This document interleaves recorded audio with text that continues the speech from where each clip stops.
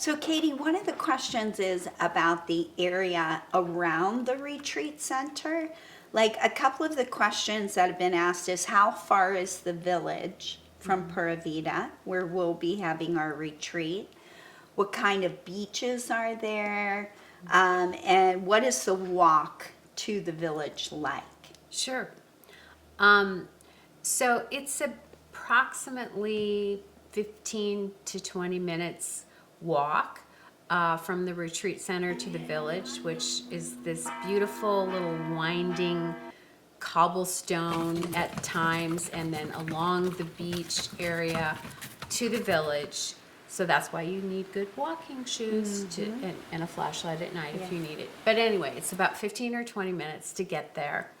And then when you get to the village, you will notice that it's all locally run businesses, which is really great. And the beaches, there is a beach right outside of Pura Vida. So you can go right into the ocean right there if you want, but there's also a pool overlooking it, so it's up to you. So you can go to the beach there. But if you decide you want to go to another beach, you can walk to the village, and then on the other side of the village is the main beach. And that's the beach that some of the tourists come in during the day, and they have restaurants there, and they chase lounges and things like that, and boating, all kinds of things. So that's a little bit further away. So that's probably another 15-minute walk from the village. So plenty of beaches and 2 waterfalls. And that time of year, the waterfalls are amazing because it's after the rainy season. So everything's green and all the water, and it's beautiful. So there's going to be people who may want to buy souvenirs and do some shopping. But I know one of the questions people have when they come to Mexico is, are the vendors going to be aggressive and that type of thing? So can you tell us a little bit about the shopping there? Of course. Okay. One of my favorite subjects to talk about, even though I'm a yogini. Well, first of all, when you get off the plane and you taxi to the water taxi, you are going to experience in Puerto Vallarta some vendors. It Along is- the waterfront. Along the waterfront, Yes. and not much at all. Right. So then you get on the boat, you come over. The shopping in Yelapa is so sweet and so simple. And all of the people, the vendors, are pretty much local families that there's this one pathway that goes through the village to the waterfalls. And there's tables set up there, and there's vendors there, and it is not aggressive at all. There's not going to be someone yelling. There's not going to be someone pressuring you or pursuing you. Actually, it is just delightful. I actually, when I was doing some shopping, ended up having conversations and learning more about the family and the locals. So that was really sweet. There's also some gift shops that are by some of the restaurants, and you can go in there and get souvenirs and Things that are locally made artistically. too. yeah. So that has been a good experience as far as shopping for me. The restaurants in Yelapa are amazing. They're the same. They're locally owned. There's no like chain restaurants. So when you come in, it's a unique experience, and each restaurant is different and quaint in its own way. The tipping is for your servers is whatever you appropriately tip in your country where you're coming from is appropriate in Yelapa, and based on the service, which my experience, Yeah, the it was great. service has been just as delightful and good as the food. I've never had a bad meal Yeah. in Yelapa. It's very open, free, festive. But then there's also restaurants that if you want a quiet meal with you and your partner or friend, you can also find that too. So But At our retreat, the food is included. Yes. So you don't have to go to a restaurant, only if you want to. But Yes. so it's there at Yes. least. Oh, and one thing we should add is that on the premises, the grounds of the retreat center, no alcohol is Right. permitted. So, and this is a choice by the owner. And so we honor that, but you are more than welcome in the evenings or happy hour daytime, whenever, to go and experience village. and Yeah. and have a drink in the village somewhere. So.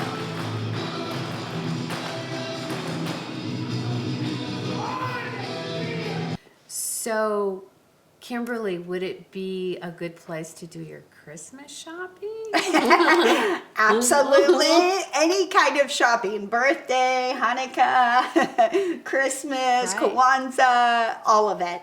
I actually, when I was there, picked up gifts for some of my students, and it was inexpensive and homemade, like just Beautiful beautiful beadwork, yes. beautiful beadwork and scarves and just all kinds of things I've never like seen here in the United Yeah. States. Yeah, it's So- not made in China. So, Kimberly, one of the questions about the meditation, yoga, static dance portions is, what do we wear? Where's it going to be held? Do I have to be like a yogini and all of that? So maybe you can answer that. Okay. First of all, no, you do not have to be a seasoned yoga practitioner. For the dance part, the same thing. You don't have to be a dancer. And all levels are going to be challenged and invited in and made to feel welcome and a part. So all levels. What you want to wear is probably just something comfortable, something that you can move in. We will be outdoors for the yoga. The meditation will be in and will be out. There's a meditation room that we will be using. But the yoga room in the dance section is just so gorgeous. We're facing the ocean. We're outdoors. It's an open air space that is just the aesthetics just adds to the experience. So also always there's water and towels available for yoga. What about the mats? The mats, everything is provided for. So mats, blocks, straps, blankets. So you can come to this retreat with nothing as far as the yoga and the dance Except for the portion, clothing except on your you. clothing. Okay. Yeah. Katie, we've had some questions concerning the writers workshop. Some of those questions are, do I need to have experience writing? Do I need to bring pens, pencils, journal, paper? Do I need to share my work with the class, like with the group? Is that something that's going to be, expected of me? And then also, where are we going to be having the writers' workshop? Okay. So, first of all, I believe that we're going to be doing the writer's workshop sitting in the eating area where you'll be having your meals, because there's tables there and chairs. But you don't have to sit there. You can sit wherever you'd like. We're going to be providing the journals. And in terms of experience, there is no experience necessary. This is a workshop for you to get in touch with writing and finding a way to just bring it out of you.